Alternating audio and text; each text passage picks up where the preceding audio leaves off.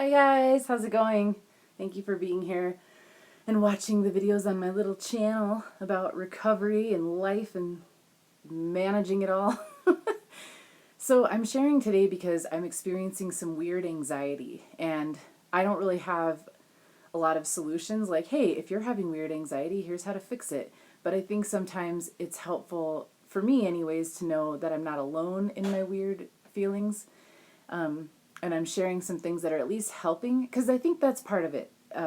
One of the major things that I'm learning as I go through life in recovery is that it's not always about fixing everything right away. Maybe it's just about making myself a little more comfortable and letting myself experience what I'm experiencing, instead of running away from it or numbing it or trying to avoid it or distract myself from it or escape it somehow. Because what I'm finding out is that that shit doesn't go away.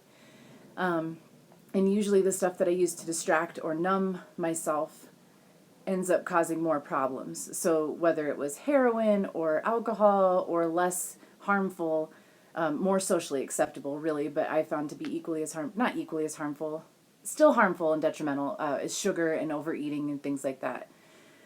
And distracting and procrastinating take their toll as well, because then all the goals and the things that I want to commit to and spend my life and energy on get pushed aside because I'm just distracting and running away.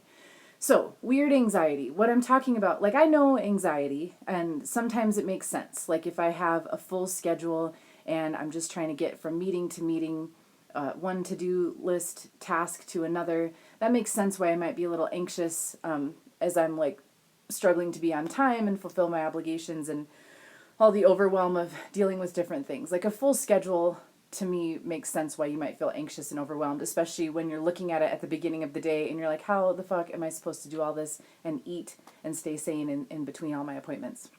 That's one thing, I get that. And I've talked about that on here before, I think, and there's lots of tools for managing that.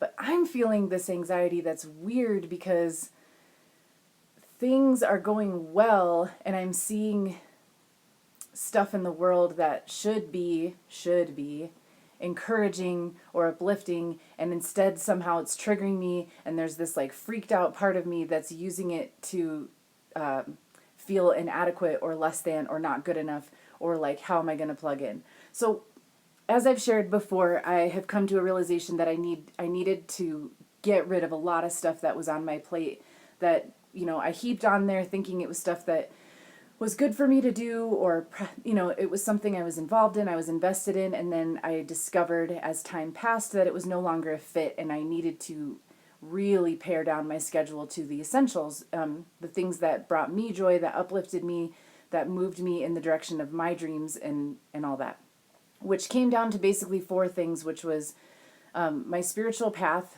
which includes my sobriety. And so I'm going to more meetings and diving more into my recovery program of choice.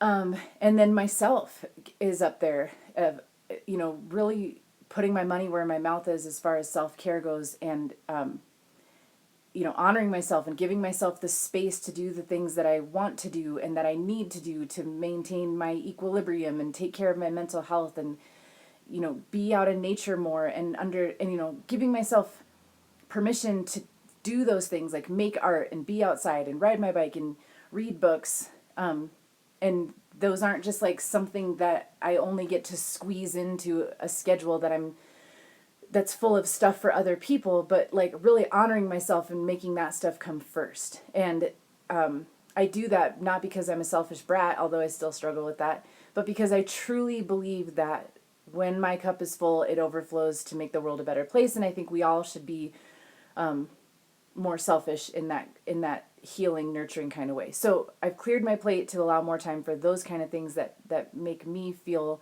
grounded and centered and ready to add to the world. And then the third thing is creating art. Like, I've really gotten serious about building in time to make art, because it's so important to me, and it always gets pushed to the side, and I can go way too long between times that I'm creating, and I'm tired of that, and I'm making a stand to make time for that shit. So I'm doing that. And then the other thing is what I'm calling vocation, which is my part-time job, which I love, and I want to make sure I have the time to commit to that. And then this project that I'm working on that I have grant money for to do this mural with women experiencing homelessness. That's got to happen because it's fucking August already and we need to paint this mural before the weather turns. And then school, which will be starting at the end of this month, and I need to be focused on my studies because this is my last semester and then I'm graduated. So, focusing in on these 4 essential things meant that I cut quite a few things out of my life and kind of drastically. And so I think part of this anxiety is a hangover from that because like yesterday I realized I dropped a ball because internally I'd already like removed myself from this one group, but I had a commitment that I forgot about. And I forgot about it like 5 minutes before I was supposed to be somewhere to speak. And I felt really shitty about that. But it was kind of like, yeah, my bad. I wish I had done this better or differently, but I still need to be removed from this project and I won't be able to speak at this engagement.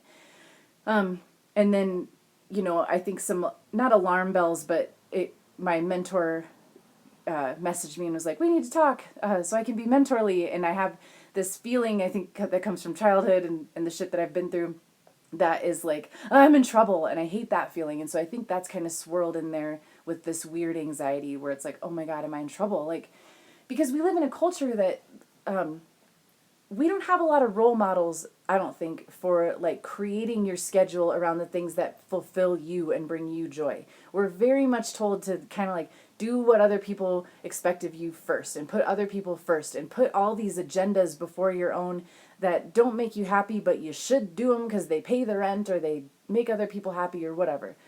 So I think part of this anxiety is just still flexing my muscles against that old conditioning, that old belief about that core belief that like what I want doesn't matter.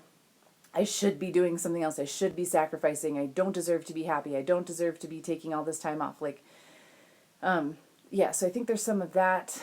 And then I think it's like, I think I'm still just in this transition period where it's like, all right, God, like I cleared my schedule. I cleared my plate. I'm honing in on the core things that I need to focus on that I've determined are like crucial for my soul's development. And now what? And so now it's like certain things that I have the time and the freedom and the space because I've made it to focus on them more directly. Now it's sort of like, oh shit, how am I going to do this? Like I don't have the distraction of these other things.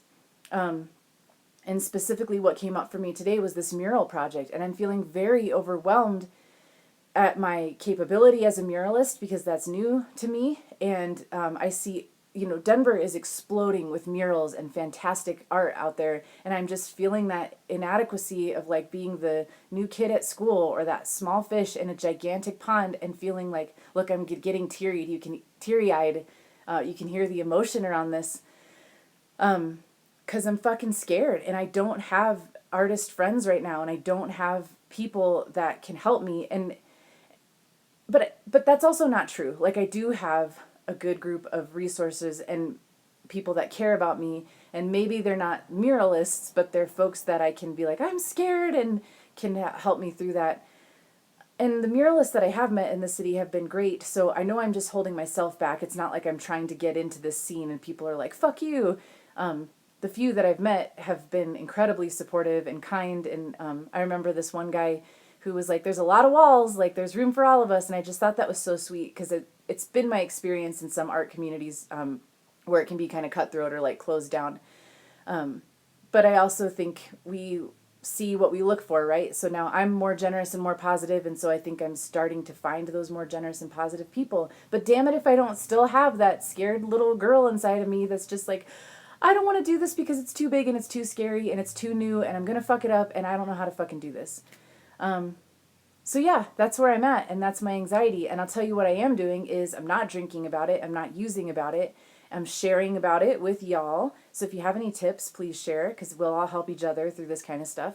And you know what? I'm going to keep just moving forward the best way I know how. And I'm just staying open to guidance. So I'm kind of telling everyone I can what I'm looking for, and I'm also just like making logical guesses like, okay, well, I see a lot of blank walls. I'm making notes about what business that might belong to, and then I can make a pitch and I can start calling people and I can start knocking on doors and just saying like, here's what we have, can I paint on your wall, and just see what happens from there.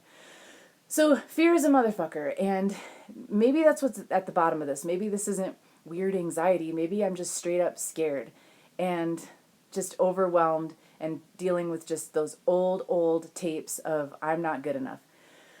But I'm pushing back against that, and I'm saying, like, I don't fully always believe that I am good enough, but I'm willing to try to believe that today. And I'm pretty sure I am good enough. And I know you are. And so let's go out there and be awesome together and push through this shit and kick ass with both feet, even when it's really scary and uncomfortable. All right. Thanks for being here. Thanks for your help. The fact that you're out there watching these is helpful. So thank you. And I'll talk to you later. Bye.